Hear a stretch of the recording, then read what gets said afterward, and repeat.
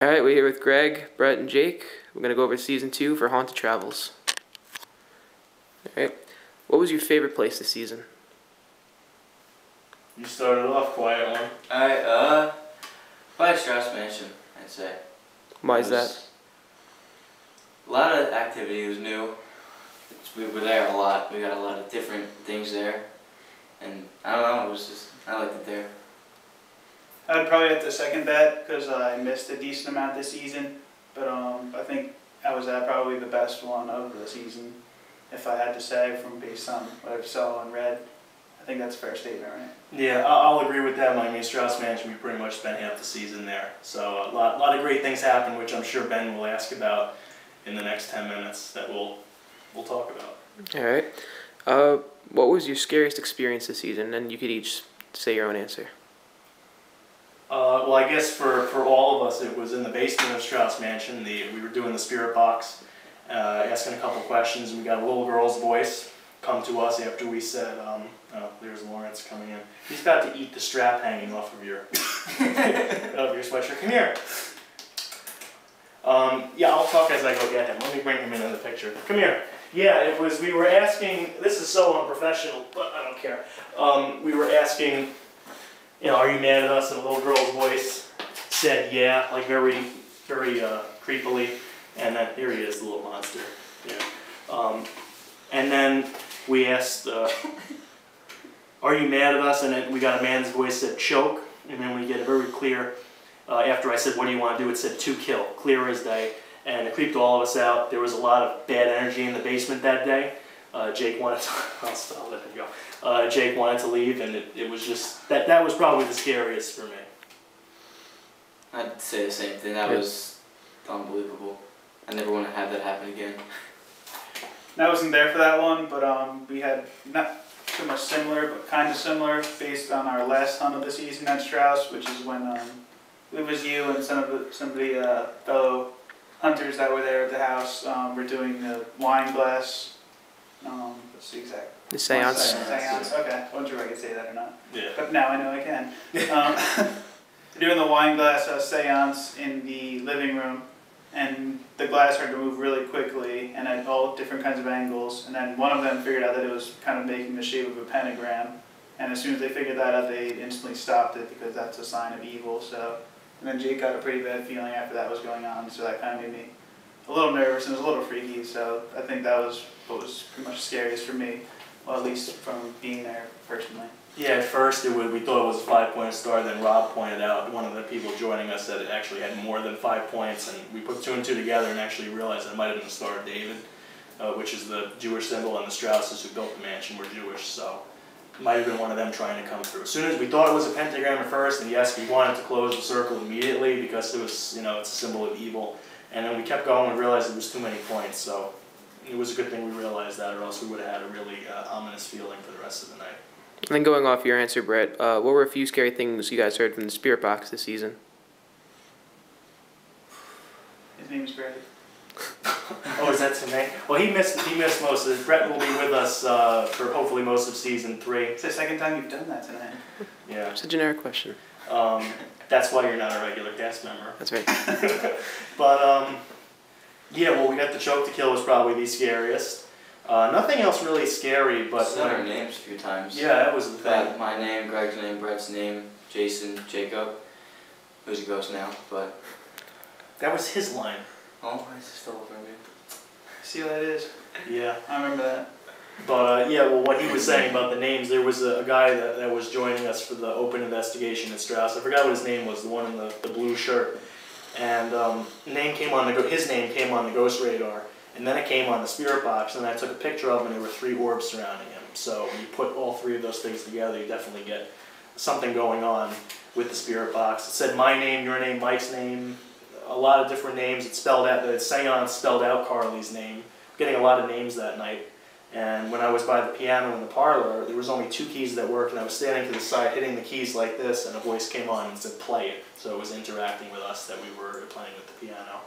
I think we heard piano being played too.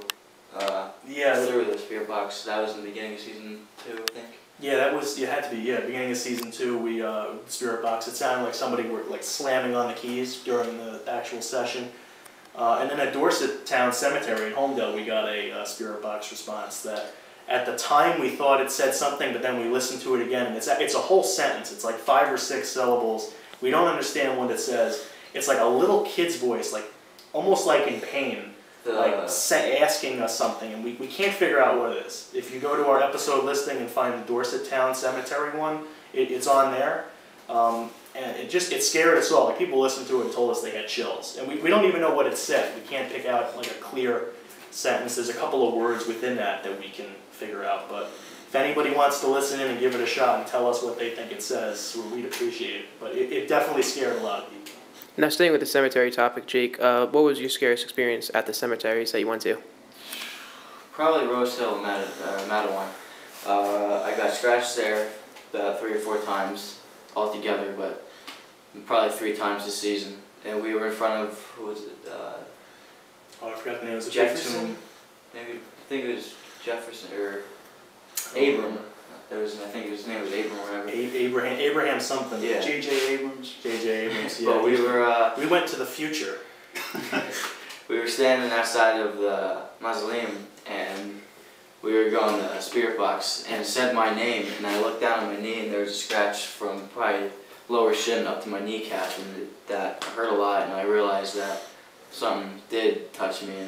And we got that on film. And it Yeah. also said his name right as that was happening, and you could see the hair was standing up on his leg. That's on film. Has to be season 2, right? Yeah, that was We've season- shot that was over the 30 beginning. episodes by now, so. All right, Greg, what are some big misconceptions about ghost hunting?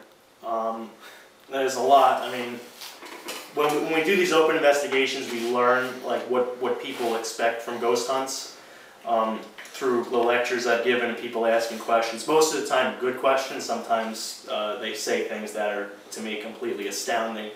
I think the biggest misconception is that they think it's going to be like what they see on TV, what they see in the movies. They think they're going to see a full-bodied apparition walk through a wall. They think they're going to see a table or chair lift up off the ground and fly across the room. What ghost hunting is patience. I mean, we sit in the dark 4 or 5 hours, sometimes in complete silence, tape recorders, spirit boxes, which spirit box can really play on your senses, listening to that static for hours on end.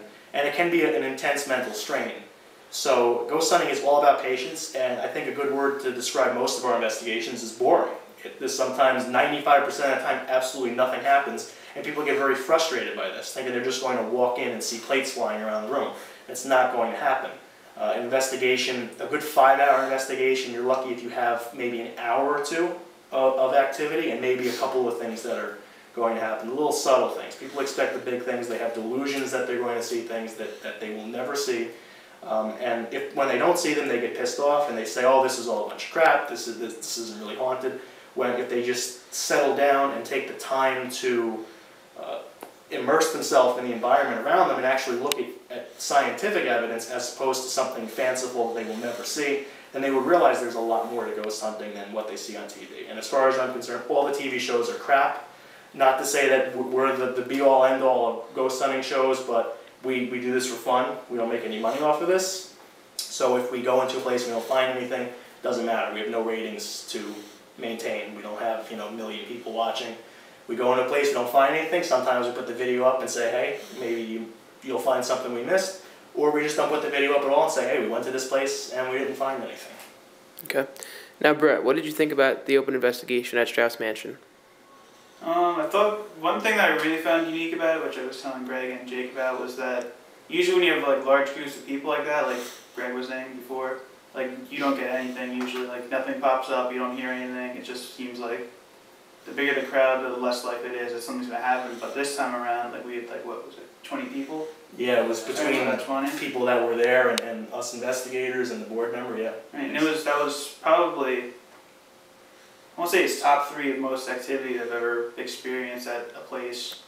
And it was surprising with 20 people. Like normally the past couple times it was like me and Greg and maybe like one other person for those like other times. But this time like it was just, there were so many people and things kept happening, and it was consistent too. Like I don't think we had 1 hour where something didn't happen. Yeah, it was. Like, it was very steady, and that was something I never saw before, and I think that was pretty interesting, and just definitely looking forward to the next one next weekend, May 24th. Saturday night, be there. 7 to midnight, $40 donation. All the proceeds go to Atlantic Highlands Historical Society. So we still have a couple of spaces open for that. And can't guarantee that last time will happen again, but it's It's last time worth just shows that things can happen even with large groups of people like that. Yeah, that's the thing. We can't guarantee it. Like you were saying, 20 people is a lot of people. You never really want to have that many people on, because 20 people moving around an old house, floorboards creaking, somebody bumps into something and you don't realize it, you're with people that might be unreliable, or you can have so many people there that there's a lot of energy for the ghosts to draw on. And we tried to we spent a lot of time all gathered in one room, listening around what was going on in the other rooms in the house, and it was a success. So, like we said, we can't guarantee it, but might as well give it a shot. And one more thing to add too, I think we had a really good group because like everyone was quiet when Yes, we we asked did. for quiet. Everybody was into it. Everyone was into it, and everyone seemed like they knew what they were doing for the most part. Like they weren't like the negative person saying, "Oh, that's just the noise," or "That's just the house settling." There wasn't anybody like that, and everyone was really into it. And I think that kind of played into it too, because people were listening and not fooling around, and were actually taking it seriously. And I think the results showed that. Yeah, we had all different generations there. We had a kid there, he was with his mom, his grandma, his aunt. We had people ages, probably 16 to 80. in the 70s and 80s. It was a wide range of people with experience, people that had never ghost hunted before, all coming together. And it's good to have a few skeptics if you're a skeptic with an open mind. You don't want that one person that's saying everything, "Oh, that's just crap. Oh, that's not real." You want someone that's going to be skeptical and say, "Well, maybe that's paranormal, but let's try to figure out what it is."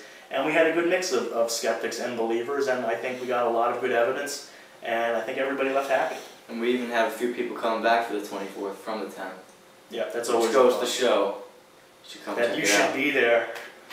So looking ahead to season 3, what are some places that you're hoping to visit, or that you're going to visit and are looking forward to? The one we know, well, we got Strauss Mansion. We'll probably make it into season 3 unless we just don't get anything, because we don't want all our episodes to be at one place. But if we find something, then we'll definitely put it up. We have an investigation coming up the last weekend of May, going into June. It's an overnight that we can't say the name just yet. We're waiting until May 20th, which would be next Tuesday, I think. And we will announce where it is. It's a major historic site in New Jersey. From what we've been told by people that are organizing this thing, it's never been investigated, or at least not in an overnight way. It'll be 4 or 5 people from Haunted Travels. We'll be joined by a celebrity and a couple people from the site. 2 celebrities, possibly 2, definitely 1, possibly a second. Some people from the site. It is a major historic site. Anybody in New Jersey will know what it is. I personally, I think it has a chance to be haunted because it's very old. And it made its way onto TV. It was on maybe Celebrity Ghost Stories or something on Travel Channel or Bio, one of those, within the last year. So people think it's haunted, but no one's ever investigated it. It's state-owned, I think, so they're very much like that when it comes to ghost hunting.